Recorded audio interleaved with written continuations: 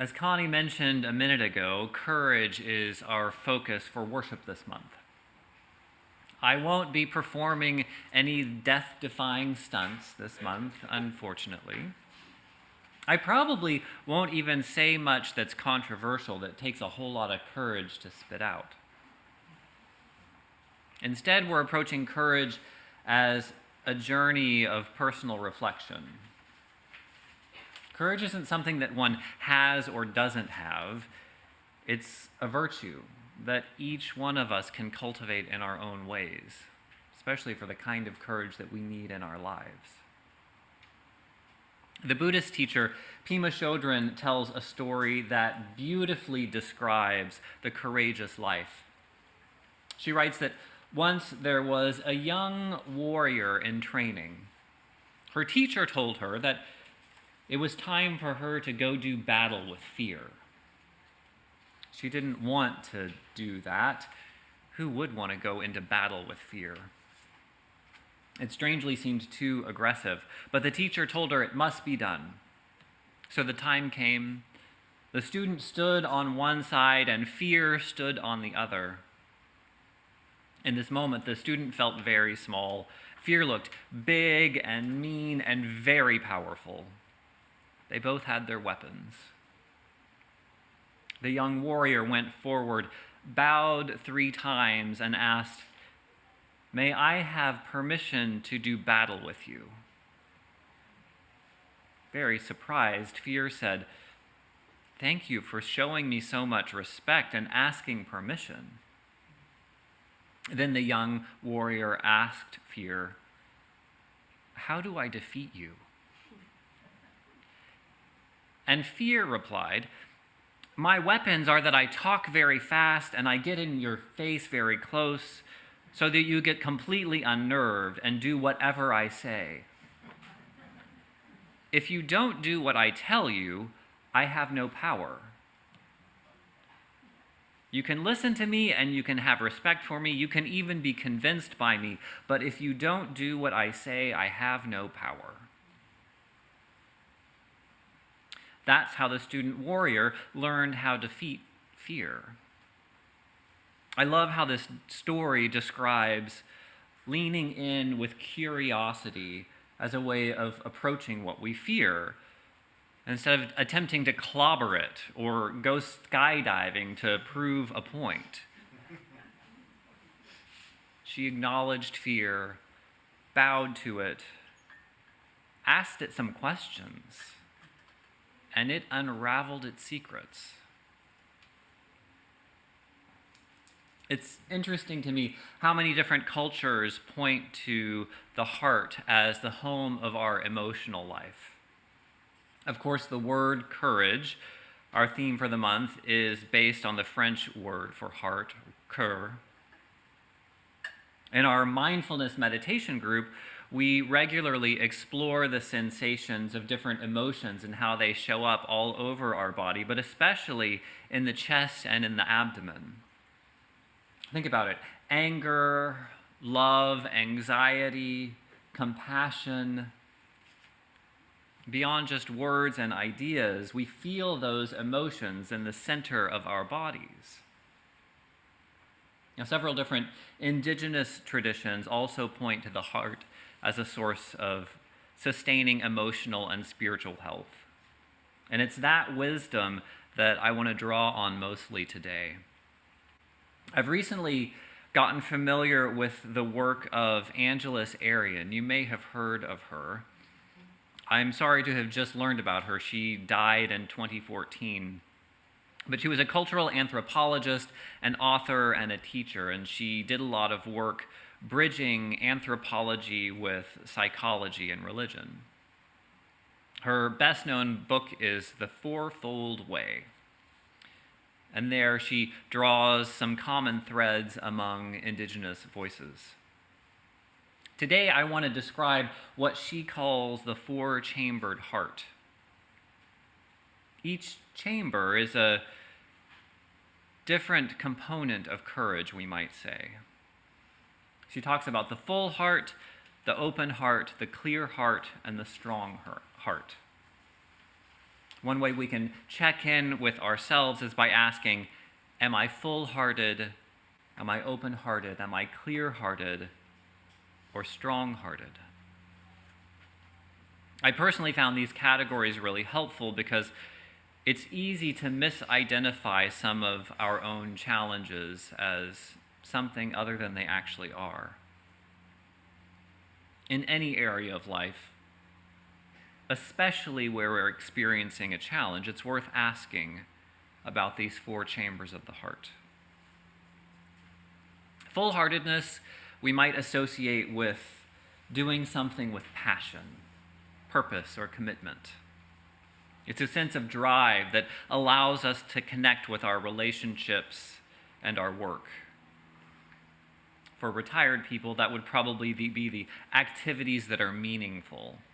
For some reason, that word hobbies sounds dismissive when we're talking about passion and action.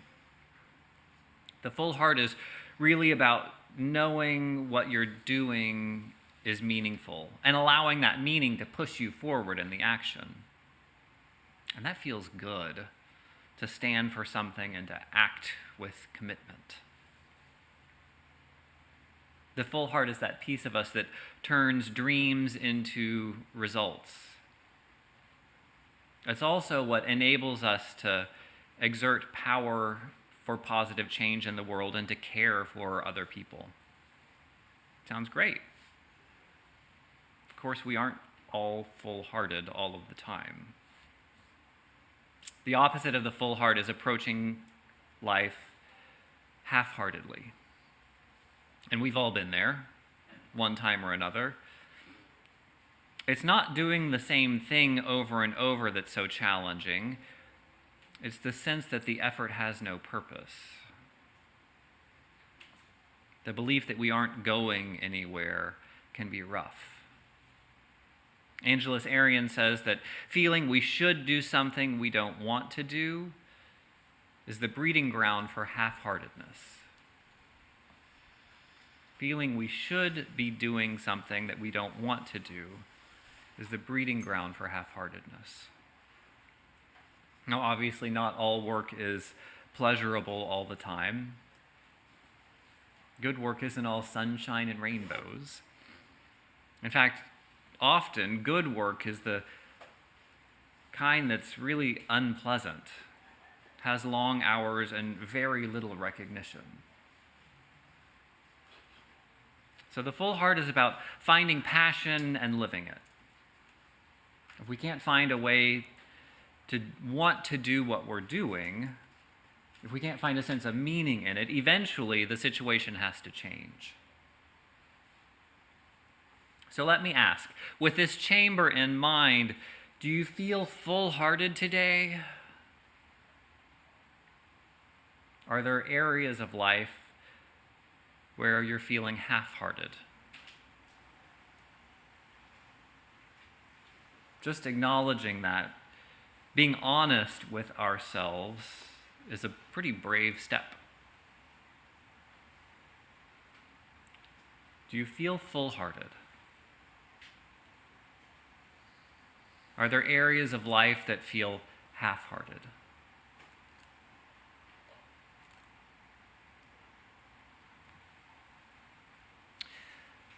So the second area that Angeles Arrien talks about is having an open heart.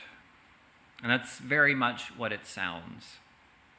The open heart allows us to trust ourselves, to trust others, and to trust the circumstances of life as they unfold. And trust is a sorely underrated thing, especially in these cynical times. Trusting loved ones and trusting ourselves is absolutely essential to being able to move through life. Trust is also the container for all of our relationships, whether that's family or professional or the organizations that we're part of or friendships. They all depend on some trust. And when trusting other people is challenging, when we have good reason not to trust them, it becomes all that more important that we be able to trust ourselves to navigate that challenge. For a lot of different reasons, trusting can be difficult for some of us. The opposite of the open heart is the closed heart. With the closed heart, we become defensive in our unwillingness to accept criticism or to grow.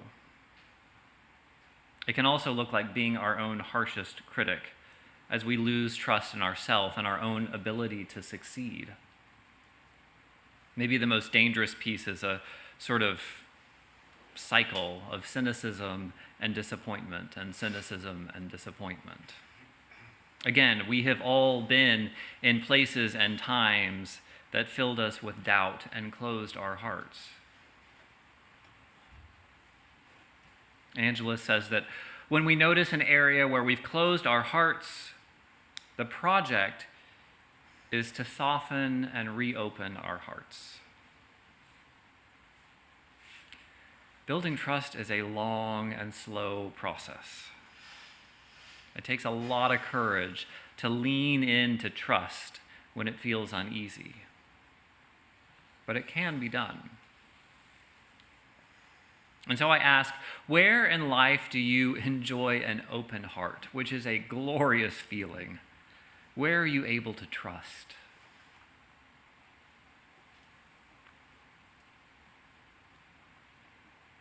And where might you be closed-hearted? It's not an accusation. We've all navigated challenges in each of these chambers. Where are you open-hearted, and where is it closed?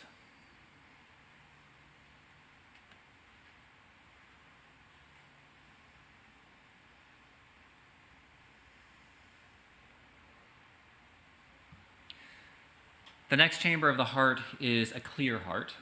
The clear heart brings to us the power of discernment and integrity. And with clarity, we're able to act from our values and principles. Having an unclear heart might be described as having a double heart or a confused heart. Now, I'm kind of showing my age here, but there's a movie, Girl Interrupted, that has a wonderful scene that explores this sense of a unclear heart. The main character is played by Winona Ryder. Her name in the movie is Susan. As a troubled teenager, she's been sent to a psychiatric hospital in the late 1960s. And in this scene, Susan is being confronted by one of the therapists about her lack of progress. And in her snottiest teenager sort of way, Susan says, "I'm ambivalent. In fact, that's my new favorite word." The therapist asks her if she knows what that word ambivalent means. And she replies with disdain, "It means I don't care. That's what it means." The therapist replies, "On the contrary, Susan, ambivalence suggests strong feelings in opposition. The prefix, as in ambidextrous, means both. The rest of it in Latin means vigor. The word suggests that you are torn between two opposing courses of action." And Susan says, "Well, then that's not the right word at all." And her therapist says, "Oh no, I think it is precisely the right word." She goes on to explain that for growth, we make choices in the course of action that we take. She says, "It's a very big question you're faced with. The choice of your life. Big questions. Big questions. Not surprising you profess carelessness about them." I love this scene because it differentiates between half-heartedness and the unclear heart. The unclear heart isn't dispassionate. Rather, it's strongly pulled in opposing directions. Ambivalence is, in fact, the perfect word. And there are a lot of things that can cause an unclear heart. Trauma and mistaking someone else's priorities as your own, are two of the biggest sources. Or sometimes we're torn between our love for different people or different things that seem irreconcilable. All of us at some point have suffered an unclear heart. So first, let's ask, where are you clear-hearted in your roles, your relationships, your responsibilities? Where is it clear?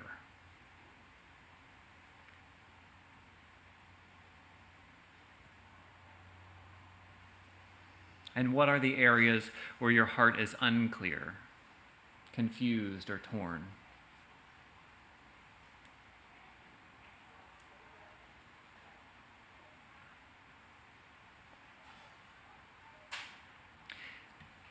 Angeles Arian says that in the case of the unclear heart, the best plan is to seek clarity and wait before taking action. We don't hear that advice very often today. Wait.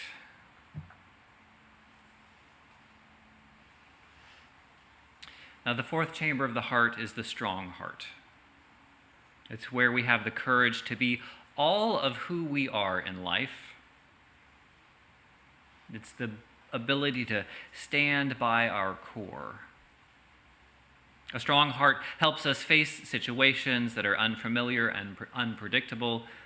It also helps others trust us, because when we take a stand and communicate clearly what we're thinking, others know that we're reliable. Even if they disagree with us, they know that we're speaking our truth. Where you're strong-hearted is where you're not strong-hearted is where you lack the ability to be authentic and to say what's true for you. It's likely that we're much stronger-hearted in some areas of life than in others. For example, this pulpit and this robe boost my strong-heartedness about some things. I'm much more comfortable talking about my spiritual life and my religious convictions up here than I would be in the checkout line at the grocery store. We all have different areas where we feel stronger or weaker about being our whole selves. Like any of the chambers of the heart, the strong heart can be nurtured and built with practice. Ask any LGBT person, they'll tell you that at first, being out was really, really scary. But by exercising that muscle and asserting yourself over and over again, it becomes second nature, hopefully. It's also worth pointing out that having a strong heart is not about shouting your truth so that you're the loudest person in the room. Often the thing that takes the most confidence, the strongest heart, is to directly, calmly let someone you know you disagree with them. Or to simply directly let people know who you are, knowing that they may accept you or they may not. That choice is up to them. That kind of peaceful certitude takes a very strong heart. So where are you strong-hearted? Expressing and acting as your full, authentic self.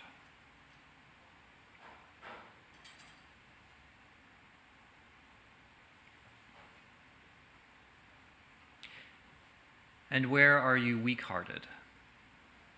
Either unable or unwilling to express your convictions or your truth.